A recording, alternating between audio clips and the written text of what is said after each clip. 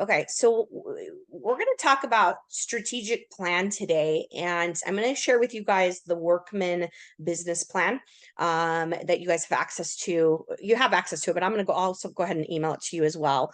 But we're going to talk about strategic plan today. And I had a call yesterday with a team I coach out of. They're not quite in Dallas; they're outside of Dallas, and kind of want to share some of the stuff that came up with that. But the next couple of Tuesdays, we're going to dive into what is your strategic plan, and then what are your pillars, what's your marketing plan for next year, and then what's your, talk about SWOTs, which we're going to talk about today, and then getting into your conversion rates next week, and what does that look like. So, Sandra, when I got into the business, okay, you want to make 100 grand, great. And back then, 25 years ago, that was equivalent to probably 500,000 today, right? And so you would break it down and you would say, okay, it's going to take you X number of transactions to hit 100 grand, that's a great metrics to track. However, today we're smarter, right? And we realize, Roberta, that that's fine to know that number. We need to know that number, but we have peaks and valleys in our business.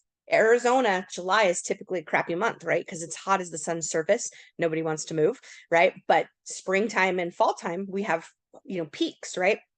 So you want to know that about your business, tracking that so you don't go on vacation, Kristen, at the peak of your business, right?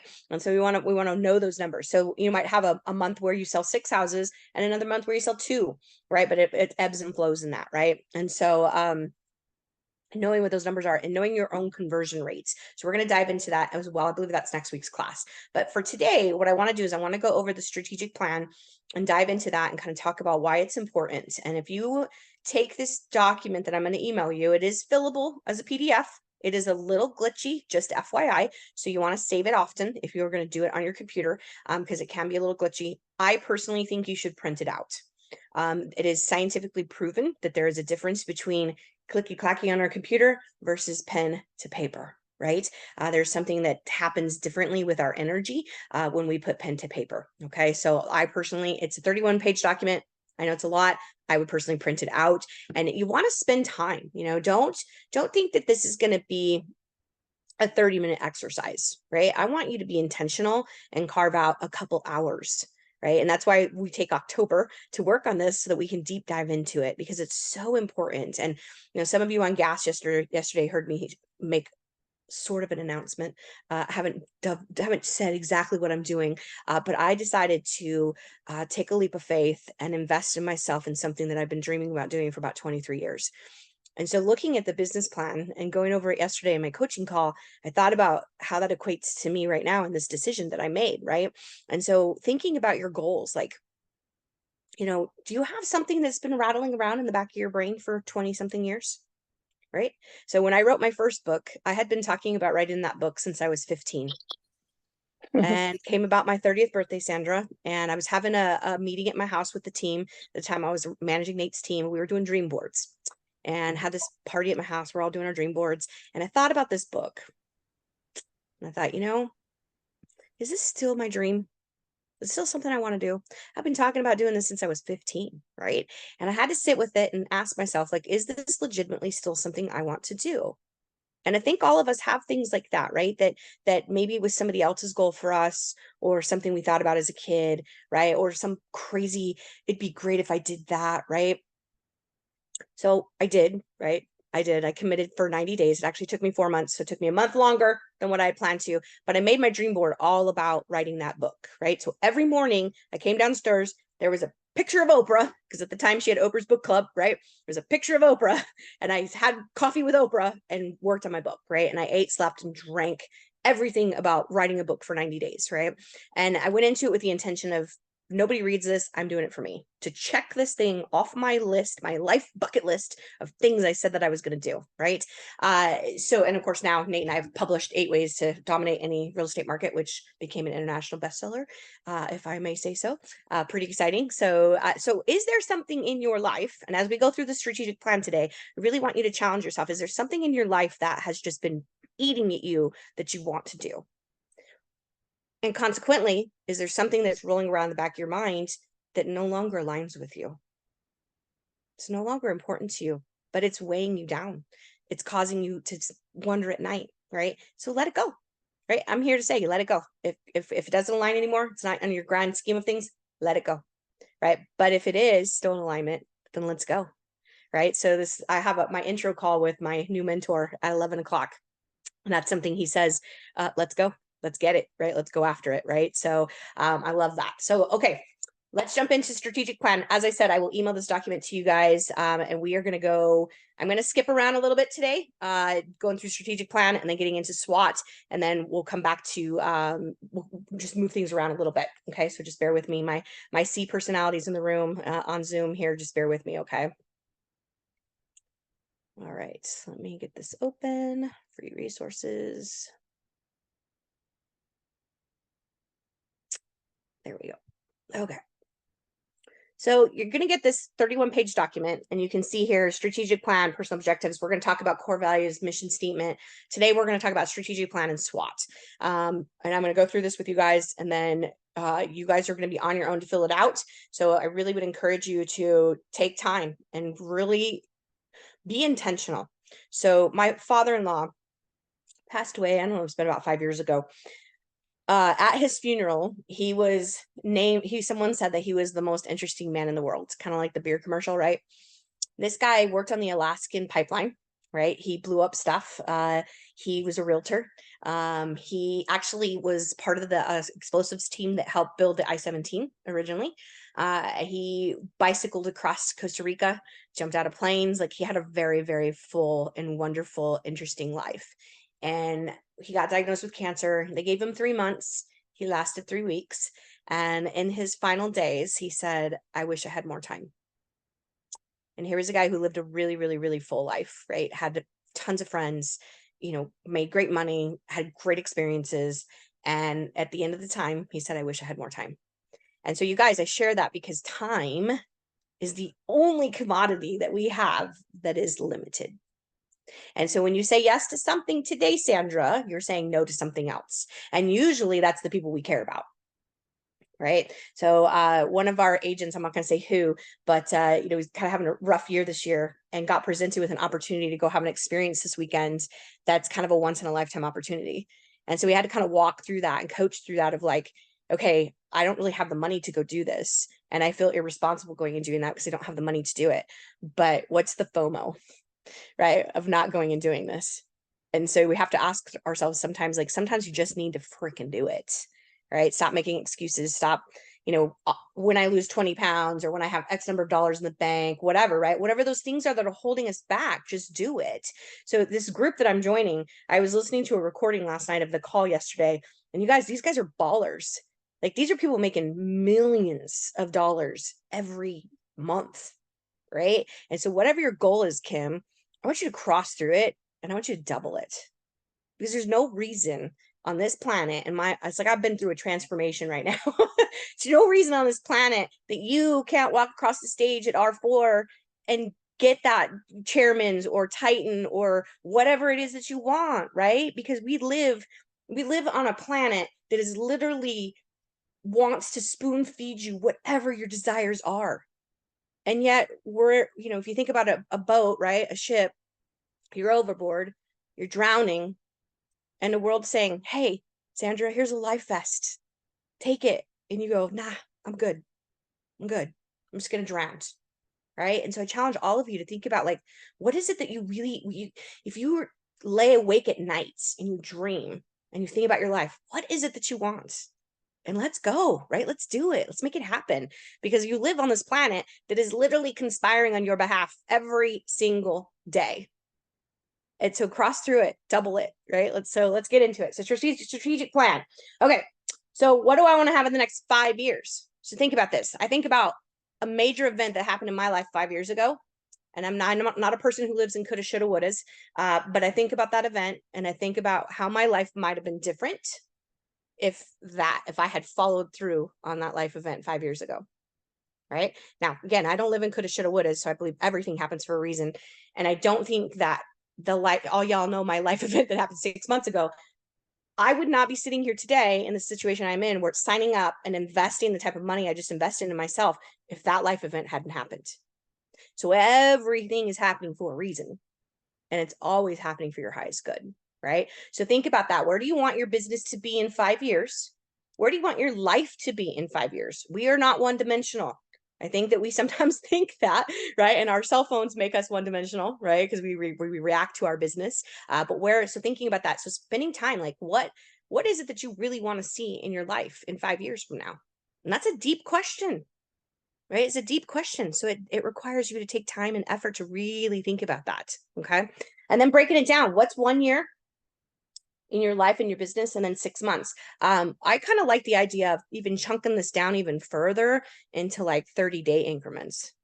So Roberta, what do you want to do in the next 30 days?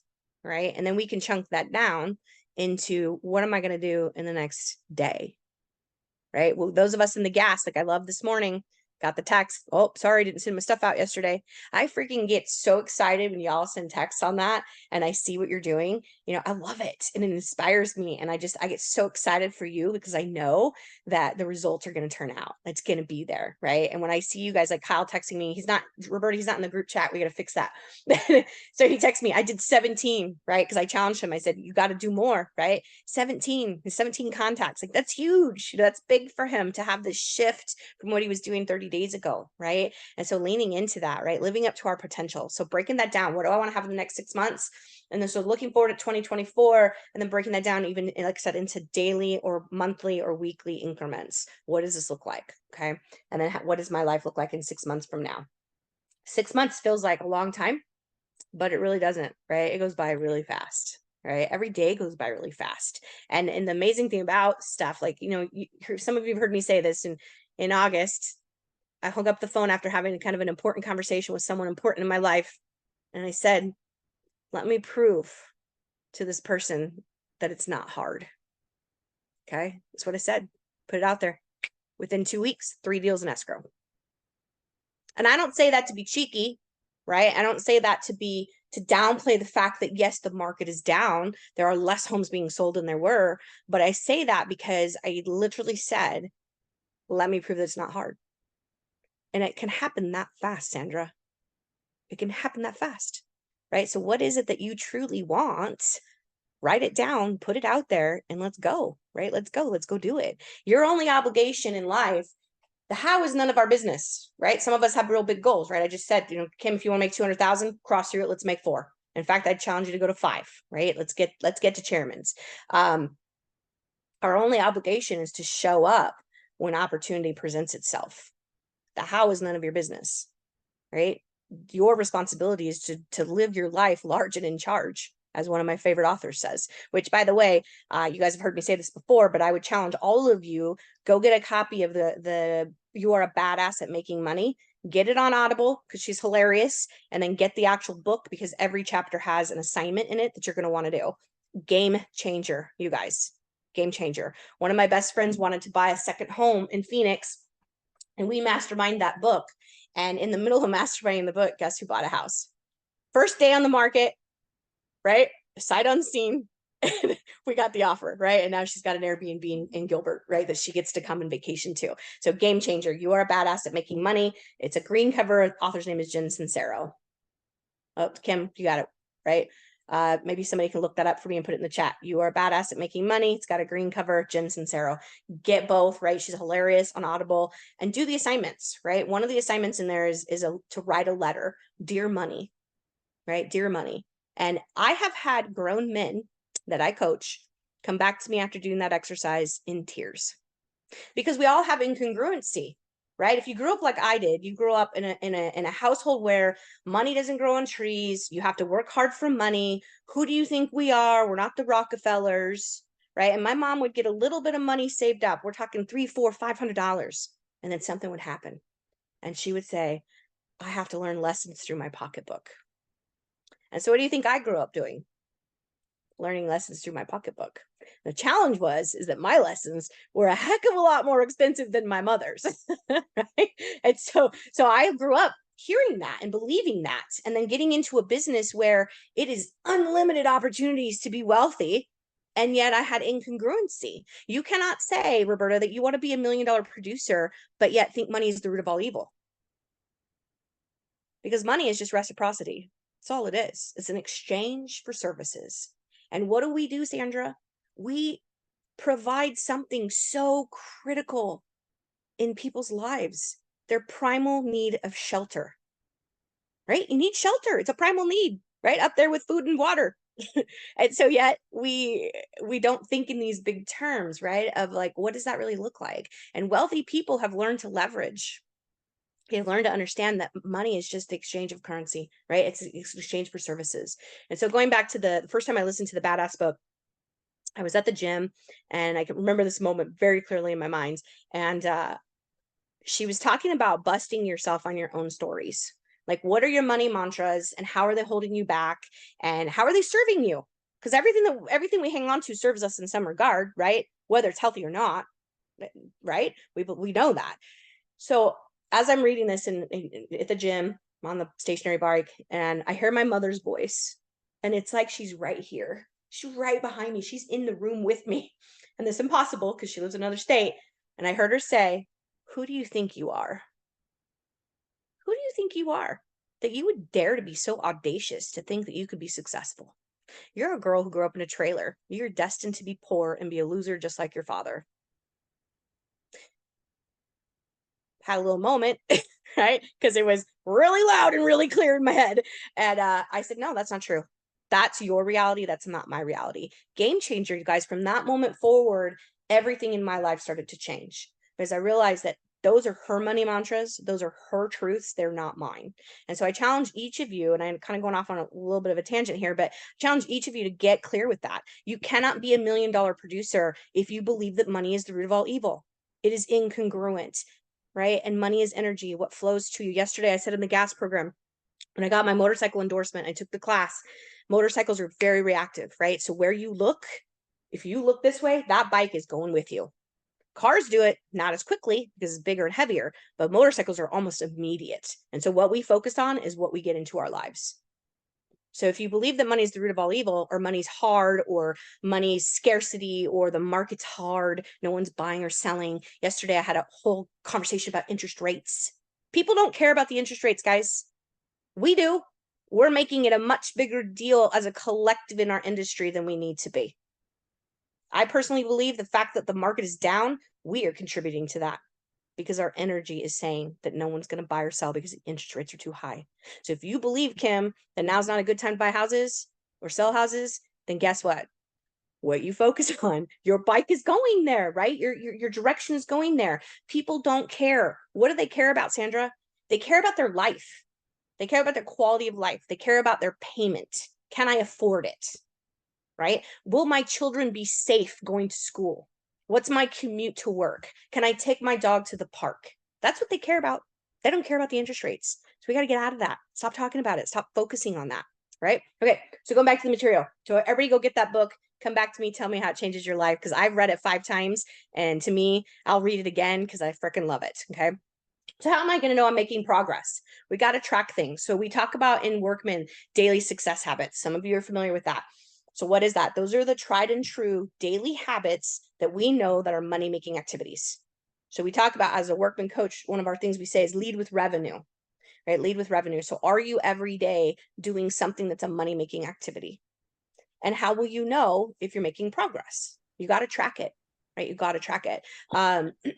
If you've ever been on a diet, right? What do? Like yesterday, I went for a walk, got this cool watch, right? So I put my little thing on there to track my steps and track how long I went for a walk, right? And so you have to do that, and same thing in your business. And if we're tracking it, and next week we're going to talk about conversion rates. If we're tracking it and we're not getting the results, we got to change it. Definition of insanity is doing the same thing over and over again and expecting different results. And so maybe your conversion rates are off a little bit, and we just need to coach you on what you're saying, right? Your scripts and dialogues, right? Maybe it's your attitude. Okay. Getting into, and I don't want to spend a lot of time on what's your biggest pain, but what is, talking about that.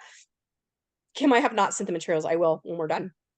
What's your biggest pain? Again, I don't want to spend a lot of time here because I don't want you focusing in on the negative. Some of you heard me say this. There's a difference between being informed and being impacted. And I think there's a whole lot of us that are being impacted right now. So informed, Roberta, I can be up here, know the trends, know the statistics, know what's going on. And that's good. We got to know that, right? Because we got to be able to educate our clients. But if you got CNN playing, streaming in the background, or Fox, whatever is your flavor, okay, that's impacting you. right? It's impacting you. And so when we get impacted, right? I was talking to somebody the other day, one of my teams that I coach in Michigan, they listened to some analysis person talked about how bad the market is and credit card debt's at all-time high. I get that. And again, I'm not living in a world where I don't realize that that's happening, but I'm not letting it affect me. I'm not letting it affect my view on things. I'm not getting into scarcity. I'm not getting into lack, right? Because again, if you focus on that, it's what you create more of, right? If you focus on scarcity and lack, that's exactly what you'll get more of. So instead, focus on abundance. I had dinner with someone on Friday, haven't seen in a long time, and I was blown away at this. And I told him I was going to borrow the story. So he works for Cox, and he manages a couple different teams. And he says anytime my teams get into funky stinking thinking, I ask them what they're grateful for. And this guy went on, you guys, for probably 5 minutes of his gratitude for a shower. And it wasn't just a shower, Kim. It was, I'm grateful for the people who manufacture the faucets. I am grateful for the people who work at the water department. I am grateful for the people who built the trenches that allow the water to flow to my home. I am grateful for all, and he went on and on and on, so deep into his gratitude for taking a freaking shower that I was blown away. And I think I'm a pretty grateful person, but like that blew me away. Like, because I can turn on the shower and be like, I'm grateful for a shower. How many of us do that, right? We turn on the shower, like, I'm grateful for a shower. But this guy, like, he went so deep with it about his gratitude about a shower. And so we can't be high vibe and low vibe if you were in a state of gratitude, right? And so when you think about your business, like having gratitude for that. And so that's why I don't want to spend a lot of time on pains, is I want you guys to look at what's going well. And part of the elements of doing a good business plan is taking inventory. So pull out your phones or your day timers, go back to January and look and see, what did I accomplish? Right. I love taking inventory because, especially if you are feeling low vibe, right? You go back and take inventory and you see, God, I really did have a good year, or wow, that was a really cool experience, or I got to do that. Right. Or gee, that transaction was a little rough, but I'm glad I navigated it and I got paid. Right. And so going back and taking inventory. And so what is going well?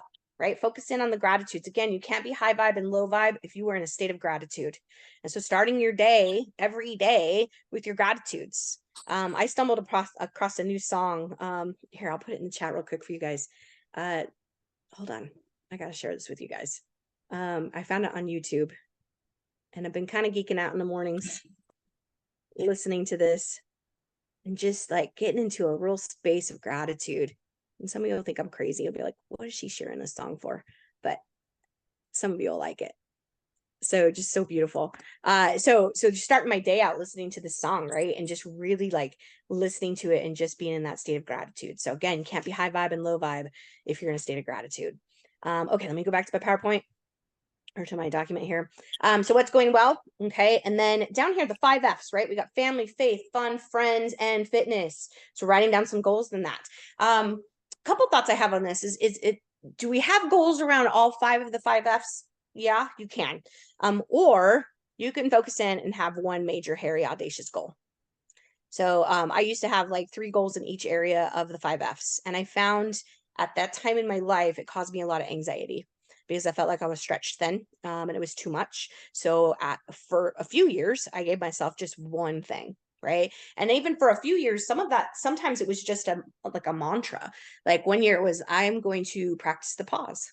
That was my only goal for the whole year. It was just, I'm going to practice the pause. And how's that going to change my life? Right.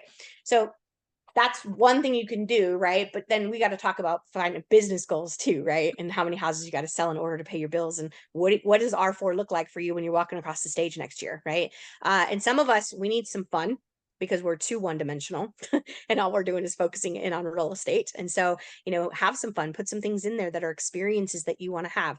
My nephews and I had sushi last weekend, and my little nephew turned 18, so I took him to dinner or sushi for his birthday. And the conversation of bucket list trips came up. And so we started rolling, like talking about where you want to go, led into a conversation. And so me and my nephews are going to London in April. So all from a conversation that started, Sandra, of just talking about things that we want to experience, right? And so we're planning it. Like I already got a call out to a travel agent, right? And we Googled it real quick. How much is it going to cost to spend 5 days in London? So they're like, they're all in. And how freaking cool is that I get to go with my nephews to Europe? Right? I'm so I just get this big smile on my face thinking about it, right? And when we started looking at it, it's like we make this a big thing. Start looking at it, it's like, super cheap. It's really not that expensive to go, right? And so I'm so excited to do this with them, right? So that's some fun to put in there. So start thinking about those experiences and start looking at it. In the Badass book, she talks about break your goal down to a daily amount. And when you break it down to a daily amount, it starts to be realistic, right? And so thinking about taking a trip to London, it's not that expensive. It's completely doable. And even for my 18-year-old nephew, he's like, I can save that kind of money, right? So we I think we make these experiences we want to have in our lives so much bigger and so much more expensive and difficult than they really are. So take the trip, right? Have the experience. I personally think, the more money I make, the better gifts I can give. Right? The better dinners I can buy. We can go first class, right? I can give back, right? I can make a difference. I can give to Children's Miracle Network. I can have experiences. I can surprise someone I love with a gift, right? And I think we have an obligation to do that. We're in a business where it's unlimited, you guys. Think about the most wealthy people in our world. How'd they get wealthy? Real estate. Whether they're a developer, a flipper, an investor, right? That own properties, real estate. And so why is that? Because it's a primal need, and it's there's no other good that we trade as human beings that generates the type of impact that real estate does. In Arizona, $89,000 goes back into the economy, Sandra, every time a home is sold. So think about that. Think about that gratitude, right? That if you sold 50 houses, what your impact is in Arizona. It's not about you, Kim, anymore. It's more than that, right? It's bigger than that. $89,000. And it's not just us getting paid, it's not just title. It goes down from I go to Home Depot and buy new paint. I get my locks changed. I bought a home warranty. I'm so tired the day I move, so I order pizza. And so money goes to the pizza delivery guy. Every industry gets impacted when a house sells. How cool is that? I mean, think about that for a second, Sandra. I mean, think about the impact that you make as a realtor. It's not just about you walking across the stage at R4. It is a little bit, but not all, right? Think about that. And if you look at NAR and you look at statistics, what we do, we change people's lives. Children do better in school. Marriages last longer. People have an overall sense of well-being that's better, not to mention their assets. If you compare what a renter's total assets are versus a homeowner, it's ginormous. I can't remember the exact numbers, but it's huge. It's shocking, jarring when you look at that. We get to do that, right? We get to do that. We get to have that kind of impact. So think about that. So family, faith, fun, friends, fitness. Okay. I am going to skip that page and go down to where I'm going to page 10. Okay, so let's talk about SWOT for a second. So SWOT, and put it in the chat if any of you guys have ever done a SWOT. Strengths, opportunities, weakness, and threats. This is not an easy exercise, okay? And it's not something you want to take lightly. You really want to think about it. So the goal here, and when you get the materials, there's a place for 3 of them. The goal here is you want to do one for yourself. Ask someone in the industry that you trust to give you one, and then get somebody from outside the industry to do this for you. And the reason being that that's important, not necessarily your spouse, because if my ex would have done a SWOT for me, he would have said I was a terrible driver. That's not really going to help me. I need somebody to give me information, a strength and a weakness or not. And really, we're looking at opportunities and threats. I need someone to give me tangible something that I can work with, because we can turn a threat into an opportunity. We can turn a weakness into an opportunity. Right? So what are your strengths? Okay. What is your value proposition? What makes you unique? What makes you better than your competition? Right? And then our opportunities. What are the opportunities? All of you are going to say on threats that the interest rates, there's no inventory. Right? But we know that Harvard study says that 13% of the population will still move. So Kim, what's that number for you? All right. I sent you guys out the interest rate offset yesterday. I hope all of you read that, and you'll read that story and look at that document, right? So you guys know I bought a car in May, and you know that the interest rate's really ugly, right? But Kim, what did I say when the dude told me? It is what it is. It is what it is. And so when we get people emotionally involved, right, they don't care about the interest rate. They care about their life. So 13% of the population. I don't know if I've sent the river out or not. I'll send that one out again to you guys. Make a note to do that. Because that one gives you actually the formula that you can figure out based on our population, and you can winnow down, like if you're just in Glendale or Peoria, you can figure out exactly the projected amount of homes that are going to move. And to me, like that gives me hope, right? Because it's lots of houses. It's more than what I'm going to want to sell. And so when I focus on that and I can say, well, I know that X number of homes are going to sell, what's my slice of the pie? And then put your head down, go to work. All right, pick up the phone, go to work. Okay. So again, so what are our strengths? What are my opportunities? What are my threats? All of us are going to say interest rates. That's why if you get somebody from outside the industry, they're going to give you a different perspective of what threats and opportunities are. And to me, that's the most critical on the SWOT, is getting somebody from outside the industry to give you that. Okay. And then what are your weaknesses? What are areas that we can improve on? And I think also, what can you delegate? Right? What can you delegate? I coached a guy he was one of my first workman coaching clients. He had a beautiful home on a lake and gorgeous yard, right? But every other Saturday, he spent 3 hours mowing his yard. And so we were looking at his life and trying to figure out where he could get more time to spend with his daughter. And he wanted to spend his time with his daughter on that lake, on their boat. So he's telling me about his 6 hours a month that he's spending. And I said, how much would that cost you if you outsourced it? He said, about $350 a month. I go, okay, well, why don't you do that? Well, it's not in the budget, Sarah. And this guy was a high C personality, right? Very C. And I said, so you're telling me that your daughter is not worth $350 a month? Sandra, he was not very happy with me. He was not very happy with me because it was a moment where he realized, like, I'm spending this time that could be outsourced. So challenge yourselves to think, are you spending every Saturday cleaning your house? Go hire a housekeeper, right? There's laundry services out there that you can stuff a big bag full of everything dirty. They'll take it, they'll bring it back, Kim, folded, cleaned, and ready to go. Right? I hate doing laundry, so that's one of my favorite things, right? And so think about those things, like challenge yourself even down to boiling an egg. And if you read my book, I talk about buying eggs at Costco that are perfectly boiled and ready to go, right? Because I'm not a cook and they're either undercooked or overcooked. And if they're overcooked, I end up with no egg because the peel gets all screwed up and then it's a mess, right? And if I'm trying to make deviled eggs, right, for a party, doesn't look good when they're all janky, right? So yeah, it's a little bit more money, but my time and my energy is worth more than what it costs me to go to Costco and buy perfectly boiled eggs that are ready to go. So think about that, Kim, in your day-to-day, then for the next 2 weeks, track everything that you guys are doing. You can't be $1 million producer if you are focused on $20 an hour activities, right? You can't. It's impossible. You need to be focused on high level things that are money making activities. You're leading with revenue, you're outsourcing, and you're creating leverage in your life. Okay.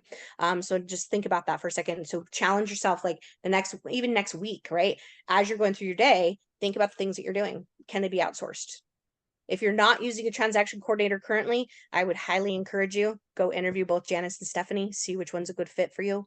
I pay Janice. She's one of my dear friends, so I work with her, but I would work with her anyway, right? Even if she wasn't my friend, because to me, putting a document in SkySlope, number one, I don't know how to do it, and I'm not going to go learn how to do it. I guess if I had to, I would, but it doesn't make sense to me to spend my time trying to do that when I can pay the transaction coordinator who can do it much faster and more proficiently.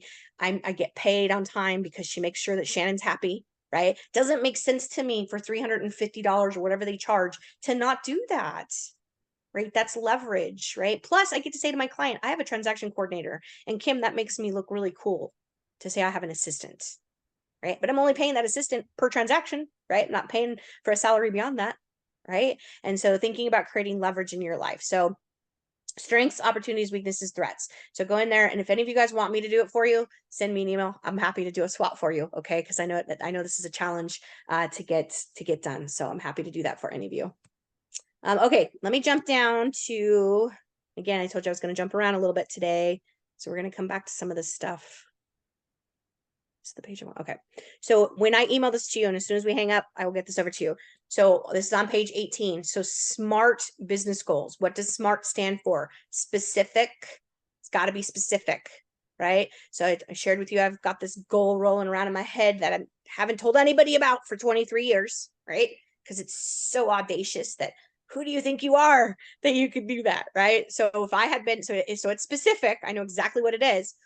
Can I measure it, right? Is it measurable? Can I track it? Do I know what the results are? Is it obtainable, right? Can I do it? And there's a difference between setting a goal that's so outrageous that you go, yeah, that's never going to happen, right? Versus setting a goal that's like, I could do that tomorrow, not going to get out of bed for it.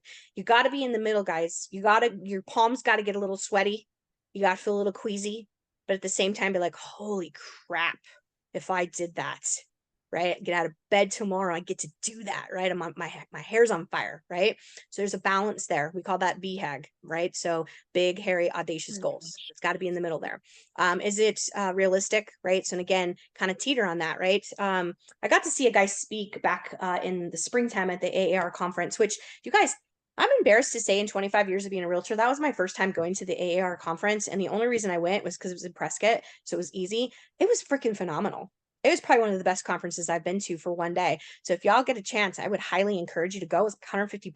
The speakers were amazing. The content was amazing. Like it was actually it was 2 days. It was really well spent 2 days. So anyway, I got to see a guy speak, and he was a part of a group of guys that they started traveling during the summer, and they wanted to just do bucket list type stuff. He had suffered, he was a real high achiever in college, dropped out of college and had really debilitating depression and anxiety to the point where he didn't want to leave the house. And this guy was an athlete and was very, was very successful in college.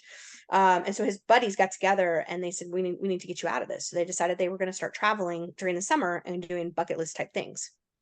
So fast forward, it ends up becoming a phenomenon in Canada where people are like funding this money. They end up buying a bus. Like it's a thing, right? People are following them around. And one of their goals was to shoot hoops with Obama when Obama was president. And I'll butcher the story. You could look it up. I'm sure there's a YouTube on it. But he talks about their relentless attempts to shoot hoops with Obama, right? And these guys are from Canada. They're not even American. Like, so he just talks about how they just didn't give up, right? They kept pursuing. Didn't hear no, right? They'd hear no, they'd go a different angle. And guess who ended up shooting hoops with Obama? This group of kids, right? And so they didn't give up, right? And so when we think about realistic, I have a fine line there of, was that realistic for them to think that they could shoot hoops with Obama? Probably No. not. Probably not. But did they hear that that wasn't realistic? No, they went after it with absolute commitment that they were going to shoot hoops with Obama. And they did. Right. So when you talk about being realistic, right, I want you to be mindful of that, that I don't thinking in, I don't want realistic to be mediocre, I guess is a good word for it. I don't want you to think like, well, I have to be realistic, right? Because realistic thinking sometimes can lead to mediocrity, which leads to complacency, which leads to not living up to your potential. Okay. So think about Obama, right? You want to shoot hoops with Obama if that's your thing, right? So can we make that happen? So this mentoring program that I'm joining, dude that I have a call with in 1 hour, I'm freaking out, has been on the stage with Tony Robbins. And if y'all know me, Tony Robbins is like my idol when it comes to being a coach and, doing the work I do. And so I was thinking about that. I'm like, I think I might pass out if I was on the stage with Tony Robbins. I might legit, Sandra, like pass out. So, but I'm sitting here thinking, well, is that even possible? Is that possible? Because that my Obama moment is to be on the stage with Tony Robbins? I don't know.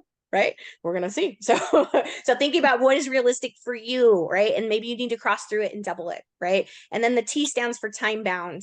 Does it have a time on it? And I think that's really important that we do have a time, right? Because like me, 23 years ago, had that moment where I was like, I want that. That's what I want to do, but I never put a time limit on it. Now, 23 years ago, I couldn't have done it. I don't even know if 10 years I could have done it. So, but today I'm in the place where I know I can do it, right? And so having that time on there as well. So in the materials you guys are going to get, this is several pages up. That's why it's 31 pages. There's several pages of just this, where you're going to write your goal. What's the why, right? Why do you want to do it?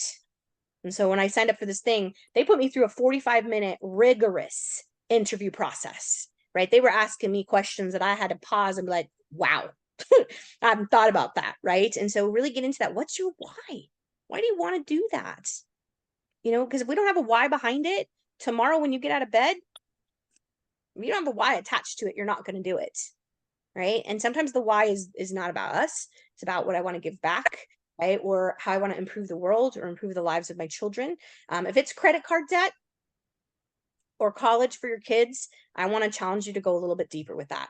Credit card debt can be strangling, right? So if it's credit card debt or debt in general, that's not inspiring to get out of bed.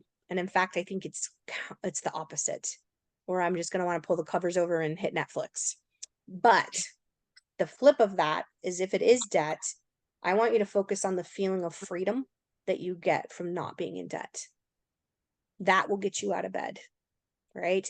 And so the freedom of that. So paying for college, especially if you got littles, right? That's so far out there.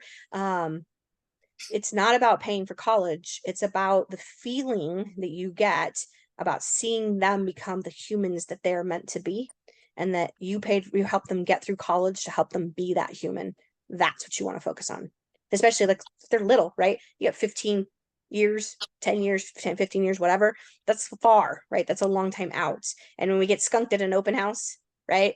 Our energy can change, be like, I don't care about college right now, right? I'm disappointed at having anybody come to my open house. But if you focus on the energy of who they will become because of your ability to put them through college, right? And so focus on the why. And then you got to ask yourself, what's the excuse for failure? And I think most of us, we could just write in me, right? That's the answer in most cases. It's just me. I'm the reason for it. Because again, we live on a planet that is literally conspiring on your behalf every single day. So is there, and for me, I mean, maybe I haven't dreamed big enough, probably, but like, I think about things that I've done in my life, and are there really failures? Because even things that appear to be mistakes, if you learn from them and you become a better person, a better human, is it really a mistake? Was it really a failure? Right? So that's where I go with that. And that's my gratitude. And my vibe is that, if I learn something from this, yeah, it might have sucked to go through it, but I learned something from it, and I'm never going to have that experience again. Right? Or it shaped me, changed me. Right? So is it really a failure? Right? And then you got to ask yourself, how am I going to resolve it? If there is an excuse for failure, how am I going to resolve it? Right? So for some of you, it might just be having an accountability partner. I had lunch with one of my very first friends when I moved to Arizona on Sunday, and can't help myself. I start coaching her at lunch. I just can't help myself, Roberta. And she's talking about having some goals and things. And I'm like, well, how can I help you get there? How can I help you be accountable? And you could see her like visibly squirming in her chair, like she did not want me to hold her accountable, right? Most of us don't. We don't want accountability. Because why? Because it's a big giant mirror that puts right in our face of all the crap we're not doing that we should be doing, or the excuses that we're making for not living your life large and in charge. There is no reason that any one of you on this Zoom right now can't have the life that you dream of. Absolutely no reason. There's no excuse. There's no limitation, right? So taking your strengths, taking your opportunities, and turn those into, I'm going to live the best life that I can possibly live because I deserve to, right? I deserve to. And so with that being said, that's what I have for you guys today. I will email you the documents. Next week, we're going to dive in a little bit deeper, right? And get into it. If you want to share your goals with me in a safe space, I am happy to hold that for you. And I'll do a swap for you as well. So Roberta, go ahead. So just something to add to everybody's strategic plan and what they're going to do in the next 30 days, 60 days. I just sent everybody emails about the client appreciation party, which is at Thanksgiving, to give away pies.